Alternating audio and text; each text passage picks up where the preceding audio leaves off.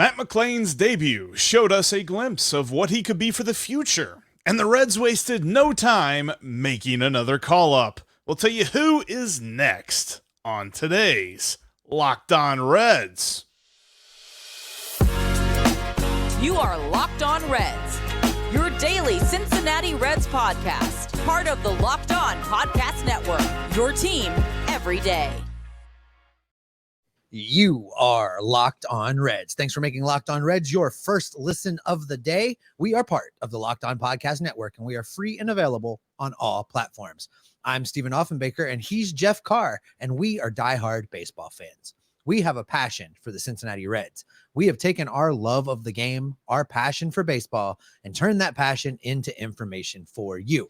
We want to thank those of you who listen every day. If you're an everydayer, let us know in the comment section. We love hearing from you. On today's podcast, we are going to look at Matt McLain's debut. And spoiler alert, yippee-ki-yay, it's a double.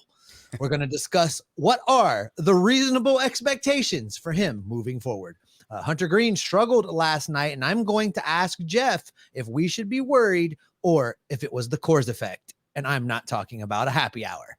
Finally, we're going to discuss Brandon Williamson because he is going to be making his Reds debut today out in Denver. Before we get into all of that, I'm going to shout out the sponsor of today's podcast, Game Time. Download the Game Time app, create an account, and use the code Locked On MLB for $20 off your first purchase. Last minute tickets, lowest prices guaranteed.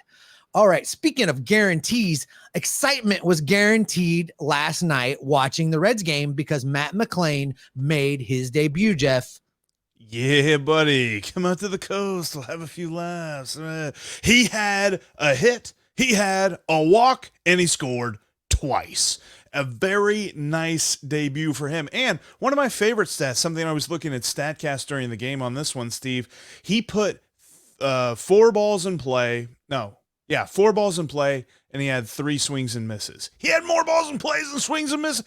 That is something that I am running with right now. This is the kind of thing that overall we are going to see Matt McLain be a very important part of this lineup moving forward. And the Reds said that to us before the game started because they batted him second.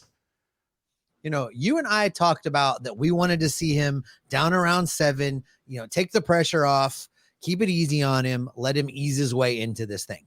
Look, right. I still think that probably was the right decision, just to let him acclimate. But at the same time, he goes out there. Not only does he have a pretty decent day at the plate, but if you go back and watch that double, that was a straight hustle double. That probably should have only been a single. And he would manage to, through just sheer hustle, stretch it into a double. And that's what this youth, this energy, this excitement brings to the field for the Reds right now.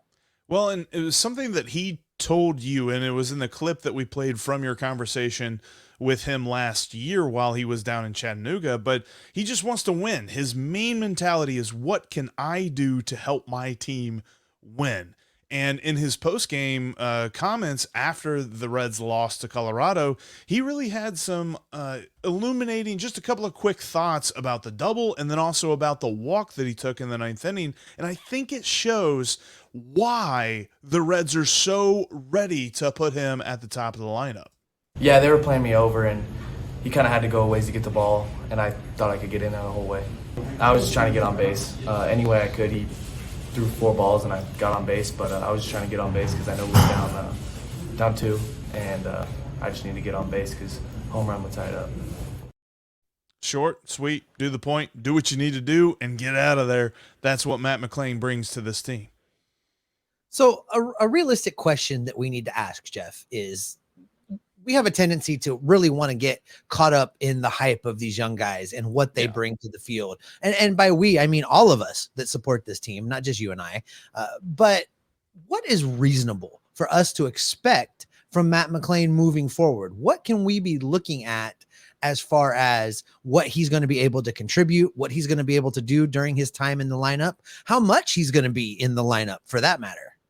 I think, and the main thought that keeps coming to my mind is Jonathan India, and you're going to say you expect him to win Rookie of the Year. No, that's not what I'm saying. Like, his profile of getting on base, hitting line drives that are doubles. Some of them turn into home runs. That's what he said to us. That's how he likes to hit. But still, like, that plays very well. Jonathan India has had lots of success there. Do I think he's going to hit 300? Probably not, but he could probably hit about 275. I mean, we saw he looked, I mean, he was definitely not overmatched at the plate. Now, part of that was he was facing a guy named Connor Siebold and the pitching staff of the Colorado Rockies. It's not as if Clayton Kershaw was up there or he was facing Justin Verlander or something like that. So there's a caveat to that. But still, he looked every bit the part. And if you'd have told me, if I wouldn't have known who he was and I didn't know he was making his major league debut, I'd have thought he'd been doing this for a while. He looked the part on Monday night. Yeah, we talk about this a lot, that these players, whether or not they look like they belong, and he clearly looks like he belongs. You know, I wonder what a big just adrenaline boost, shot in his arm, motivator it was to perform as well as he did right out of the gate. You're absolutely right in that the Reds putting him at the top of this lineup, batting right behind Jonathan India, says a whole lot about what they think about him. And, you know, I'm curious now, Jeff, of how do you continue to get everybody in the lineup that you need to get into the lineup with the moves that they made? Obviously, they didn't send Jose Barrero down. They didn't send Kevin Newman down. They instead put TJ Friedl on the injured list and slid Joey Votto over to the 60-day injured list in order to make room for all of the transactions. So how do you see the Reds utilizing Matt McLain to maximize his time on the field? Before we jump into that, I'll tell you what David Bell said about that very same thing.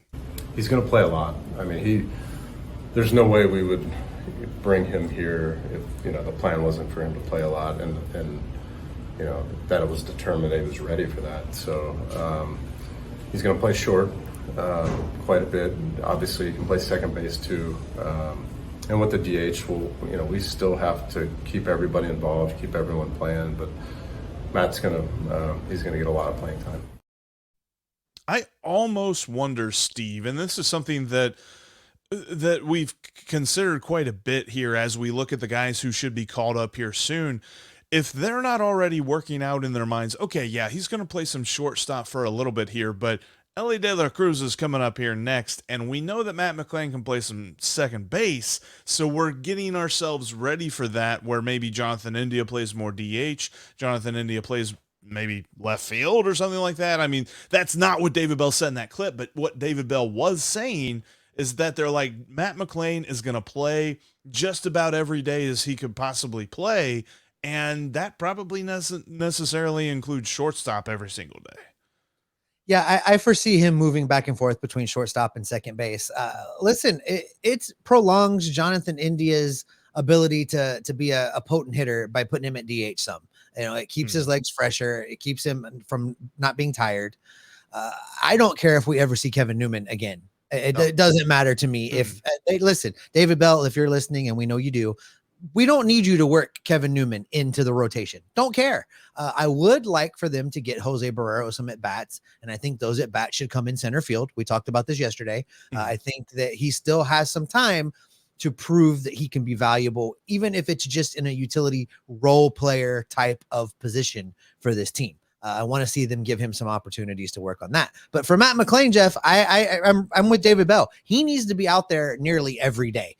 He needs to play 6 out of 7 games with the occasional day off. And I think that that's what he should do for the rest of this season in order to acclimate and be ready, because as we've talked about, now is the time to get these guys ready to make a postseason push in 2024. I 100% agree, and it's all because he just absolutely looked the part in his debut. I saw the glimpses of what he can be, and he has the potential to be a big boost both offensively and defensively right now, much less throughout his career as a Cincinnati Red. You know, McLain was a huge bright spot, and quick shout out, Nick Senzel had an amazing game as well. He was on base every single time up, had an RBI in the 9th inning, all that great stuff. He had a great day too. Hunter Greene on his box score did not have a very good game. However, does that mean that we're worried about him? I think we've got to ask that question.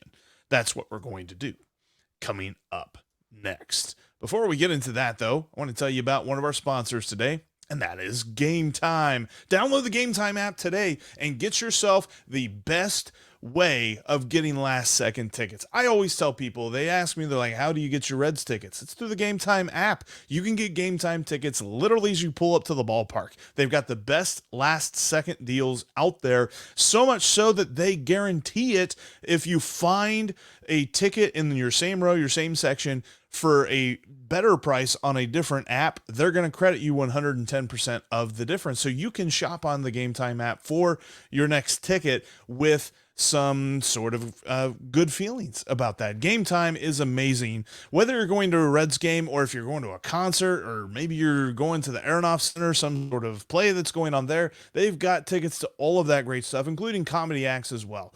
Check them out today. Download the Game Time app, create a profile, and use the promo code LOCKEDONMLB to save $20 off your next order. That's Game Time, and use the promo code LOCKEDONMLB for $20 off. It's my favorite way to get a last-second ticket. Game Time has last-second tickets, the lowest price guaranteed. You know, coming up tonight at 8:40 p.m. Eastern Time, the Reds and the Rockies get back at it. Brandon Williamson is going to make his major league debut. Now, it's going to either be as the starter or there's going to be an opener, and then he comes in and pitches after that. And we're going to tell you what to expect from him a little bit later on in this show. But you can catch every pitch of the Reds' hometown broadcast with SiriusXM on the SXM app.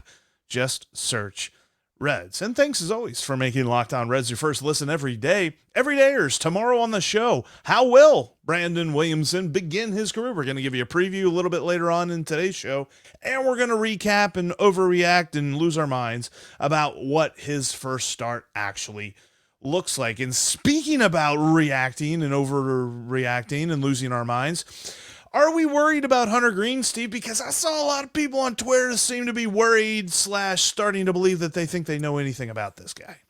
Well, we have to start with this question before we decide whether or not we're worried. 4 innings, 96 pitches, 9 hits, 6 earned runs, 8 strikeouts, 1 walk. That's his line. Not outstanding. What we have to decide, is that a product of Hunter Greene having a problem, or is that a product of pitching at Coors Field in Denver? I think it's probably the Coors effect. And I think it's a concern because we just finished talking about what the loss of Nick Lodolo for at least a month does to this rotation. The Reds simply cannot afford for Hunter Greene to have anything less than his A game every single time he toes the rubber between now and the time that Nick Lodolo comes back, because an already overtaxed bullpen is going to be overtaxed even more during this injury time. Yeah, I really don't want a lot of Hunter Greene starts to turn into 5 or 6 inning outings for this bullpen, kind of like it did here in Colorado. But I mean, there were a couple of mistake pitches in this game. The solo shot that Mike Moustakas hit was a fastball right down the middle. And honestly, let me ask you this, because I think I know your answer, but I want to ask you this in the comments section, and I want you to answer honestly. If anyone else in that lineup hit a home run other than Mike Moustakas, would everyone would have lost their minds as much as they did in the first inning? Well, no.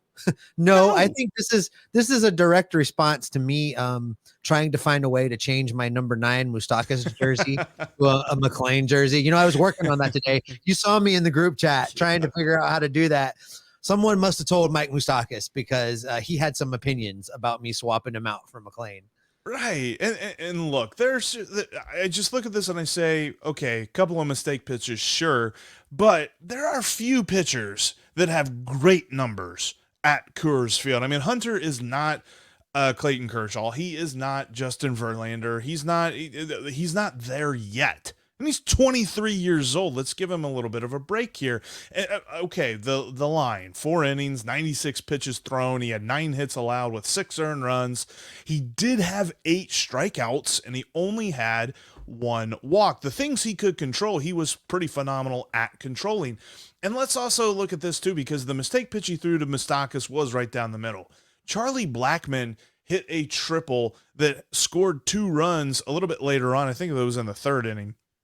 And that pitch was like a high-end inside fastball, like great spot for it. It's just Charlie Blackmon's been around the block a few times, and he was able to get around on that fastball and turn it into a triple. Sometimes things like that happen. So when asked about this start, and when asked kind of about like how he felt for the game and all that other stuff, Hunter Greene had an interesting perspective, and then also had a cool thought about these starts where it's like 4 innings, 96 pitches. Like, why are you throwing so many pitches? He had some thoughts to say about this. There were a lot of good pitches made. There were pitches that were obviously hit, but man, I mean, I thought I made some really, really good pitches. So that's all I'm focusing on. I'm happy. I'm not going to let, the results of today, get to me.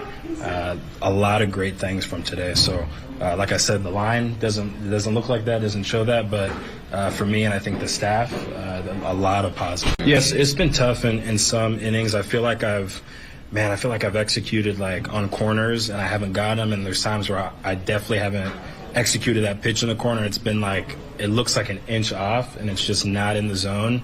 And it's tough, man. I mean, this is a profession where the strike zone is only as big as it is. And, we work on trying to hit those spots on the corners. And, when you don't hit them, it's a ball and it adds up. But I definitely think being able to get ahead is super important. When I do that and when I put guys away, I'm in a good place. So I think that's number one. But there's also been times where it's bad luck too. I mean, there's a lot of balls that weren't hit hard today. There were balls that were, but a lot of times there's been some stuff down the line that I can't control, some pop-ups that are, right behind our infielders that just happen. So there's a lot of factors in this game. There's a lot of variables, and sometimes we just can't do anything about it. So, but obviously there's always work to be done. I'm going to keep working, keep finding those little things that I can get better on, and keep going. This plays into the things we've been talking about all along with Hunter and Nick Lodolo. So it's not so much a Coors effect as it is them continuing to be sophomores in this sport, still trying to figure out their game, still developing. Neither of those pitchers have hit their ceiling. Hunter Greene is nowhere near his ceiling. His floor is higher than other pitchers, but he has not achieved his maximum potential. And we see that as he still gets a feel for nibbling the edges. And there is some risk in nibbling the edges. And he talked about that. You miss by an inch off the plate, and all of a sudden you start racking up a pitch count. And it's just something to get better at it. He has to work on it. And this is really not something that he can work on in between starts and in the off season. It's just different pitching to a major league hitter, whether it's a great hitter or just someone that's an average major leaguer. They're still major leaguers. You can only work on that while you're facing them. So, I asked the question because I, like you, saw people losing their mind online about this performance from Hunter Greene. But you have to allow for the fact that they're pitching in Colorado and the ball just does weird Colorado things. Couple that with the fact that we got a bunch of starting pitchers that are still learning to be starting pitchers at the major league level, and you're going to get starts like this. I am nowhere near ready to push any kind of panic button when it comes to what Hunter Greene is doing on a baseball field right now. No, and I think that needs to be taken into account here. Expectations are important. And coming into the season, the expectation was that one of the biggest storylines for the Reds is that Hunter Greene, Nick Lodolo, and Graham Ashcraft take a step forward. It's not like it was supposed to be a given, like obviously they're taking a step forward. Obviously they're going to look like, Cy Young contenders at the end of the season. We would love that, but to expect that is to be completely off base. Like Hunter Greene is coming from a spot, like you said, higher floor than a lot of other pitchers, but there's still things he has to do to make that next step. And something that I love, and we're talking about a third pitch whenever it comes to him. We've talked about that since last year, about midway through the season. He actually threw his changeup a lot today, Steve. He threw his changeup 14 times, and he had 4 whiffs on it, more than his slider. Now, kind of like we said, Coors, things don't break as much. Spinning rates don't, equate to as much break as normal. Probably an explanation for that. But the way that he was able to intermix his changeup into his game, we constantly talk about how we kind of felt like there should have been more changeups in a given start. This one, it felt like the right amount, and he was still able to get 15 total whiffs on the day. Those are the kind of numbers that you expect from him on a good start. I mean, 8 strikeouts is a good start. It's just everything else, like there was the contact and balls were finding gaps and things like that. There's just certain things he can't control that really bit him in the butt today.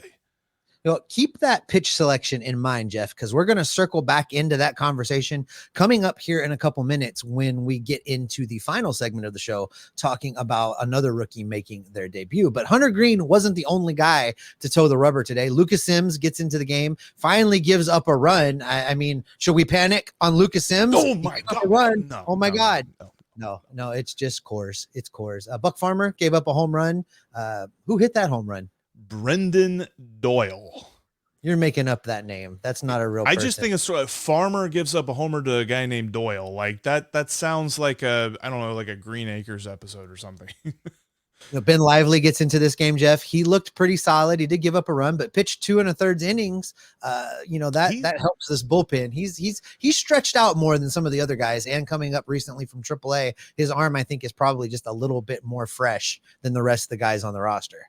I have seen too many Heath Hembry like pitchers over the last 3 or 4 years where it's like they come out of nowhere. You don't know who they are. They pitch amazing for like 2 or 3 weeks. And you're like, could he be something? So I'm not going to jump on that ship just yet with Ben Lively, but I have liked what I've seen so far.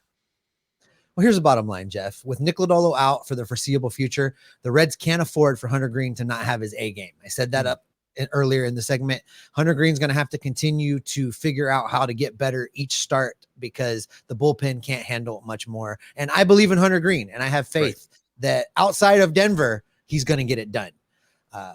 Another Reds player, Jeff, will be making their major league debut tonight. This time it's going to be Brandon Williamson taking the mound for the Redlegs. Not sure yet if he's starting or relieving after an opener, but we'll tell you about him and what we expect from him coming up right after this. The Reds and the Rockies get underway at 8:40 p.m. Eastern time today out in Denver. The Reds have struggled mightily on the road this season and have a 6-13 record away from Great American Ballpark. You can catch every pitch of the Reds hometown broadcast with SiriusXM on the SXM app. Just download the app and search the word Reds to find the broadcast today. You can also follow the podcast on all platforms, including YouTube. Make sure you are following us on Twitter so that you can talk baseball with us between shows. You can follow me at S. Offenbaker. That's with 2 Fs. You can follow Jeff at Jeff Carr. That's Jeff with 3 Fs. And you can follow the show at Locked On Reds. All right, Jeff. It is the week of Major League debuts. Brandon Williamson steps up next. He was added to the taxi squad yesterday in preparation. We talked about this on the show yesterday. He lined up perfectly to take the ball for the Reds today. Hasn't pitched since last Thursday. So let's talk a little bit about the keys to success for Brandon Williamson making his debut. Just to get everybody on the same page, he is a lefty starter. He throws 4 pitches. He throws a fastball, a changeup, a curveball, and a slider, not necessarily in that order.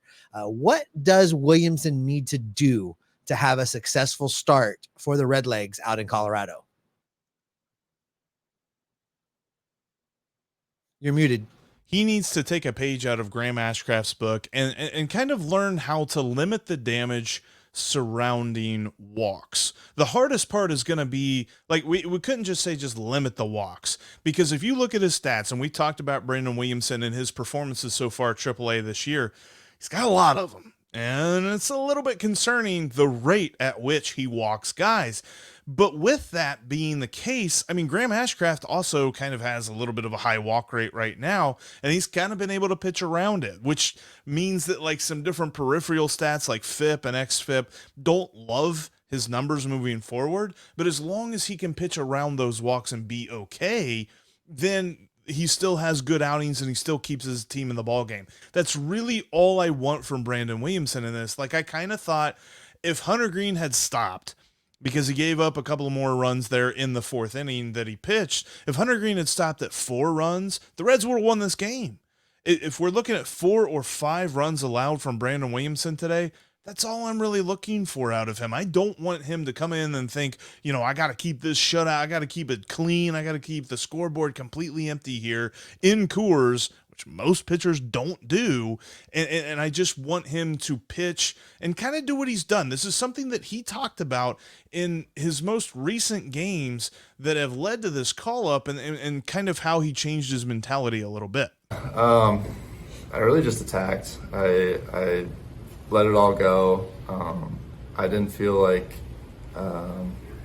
there was ever a moment where I was just like, what do I do? Just like, just take away results. Let's just do everything I can do at the highest level possible. And good things happen. We understand that walks will haunt, and Brandon Williamson understands that walks will haunt. We talked about this yesterday, Jeff, on his AAA season this year, 27 strikeouts to 20 walks, not a great ratio. But you're absolutely right in that he doesn't have to be perfect. He doesn't have to debut with a perfect game. He just needs to allow the balls in play to be handled by his defense. And we just talked about how Matt McLain in the lineup makes that defense better. I think the Reds believe in Brandon Williamson. And although there's been some struggles between last season and now, and he hasn't quite lived up to the hype, but in fairness, we may have put just too much pressure on him right out of the gate. We did this with Hunter Greene. We did it to some extent with Nick Lodolo, and we may have done it with Brandon Williamson coming back in that trade where we expect perfection instantly. And that's not necessarily going to be the case. I believe the Reds have faith that Williamson is going to figure it out. And David Bell had some things to say about Williamson as well. Really getting back to who he is. He's talented. The spring training didn't go exactly how he wanted it to, and I think that kind of carried over into the beginning of the season, but he continued to work at it, and over his last 3 or 4 starts, he's settled in nice and, pitching well. A lot of, they have to earn their way here, but in a lot of ways, Brandon falls into this category. I already mentioned it about Matt, but sometimes it's just, you get here, you work so hard to get here, and there's a lot of pressure to get to this point. Now it just becomes about the game, going out and winning a baseball game and letting your ability and your talent take over. So I think that's going to help both of these guys. They have the mindset, they have the character and makeup to handle this really well.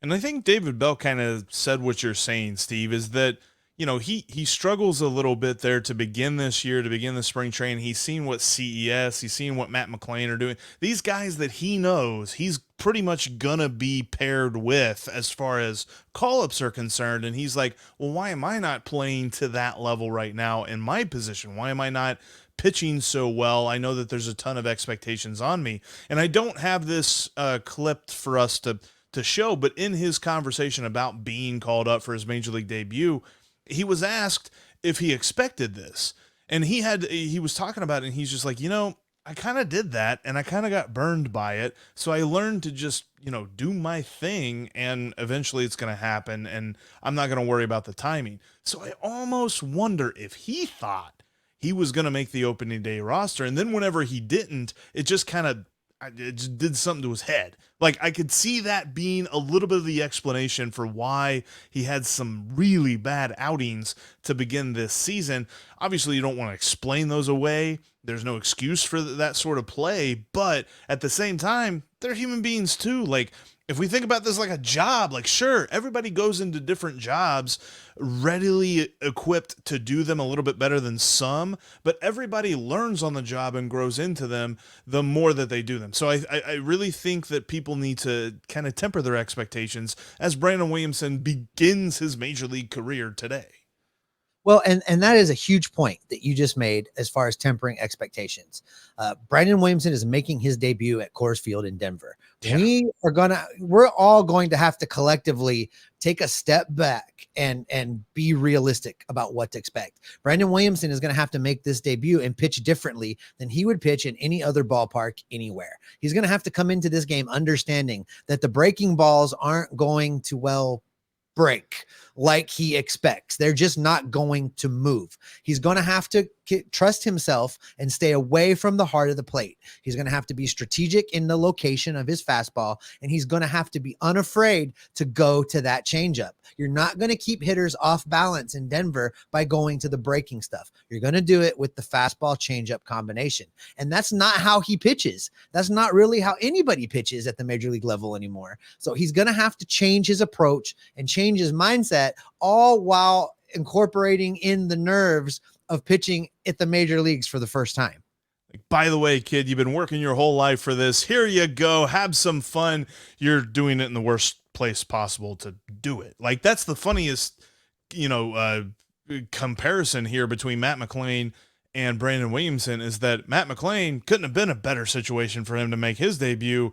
Brandon Williamson, this might be the worst, but the Reds kind of backed themselves into this corner with the way that they built their pitching staff this year. Now, I will say this, and this I think this is a good thing to end on, because everybody's call-up story is usually pretty similar, and you'll get like some teary like video where they come into the office and do all this other stuff. Brandon Williamson doesn't quite have that kind of a story. In fact, it was a phone call that he received from Louisville Bats manager Pat Kelly, and actually he didn't receive it. In fact, he almost missed his call-up by missing some calls. Let's let him tell the story. Yeah, the call was pretty exciting. I actually missed 3 calls, and I had to call him back. It was special though. It was Mother's Day. I was hanging out with my wife and daughter, making supper, and it was pretty fun phone call to get. So, no, he straight told me, and I kind of knew, because usually PK doesn't call me 3 times in a row. So by the time that I called him back, just like, "What's up?" And he's like, "You probably should answer your phone every once in a while."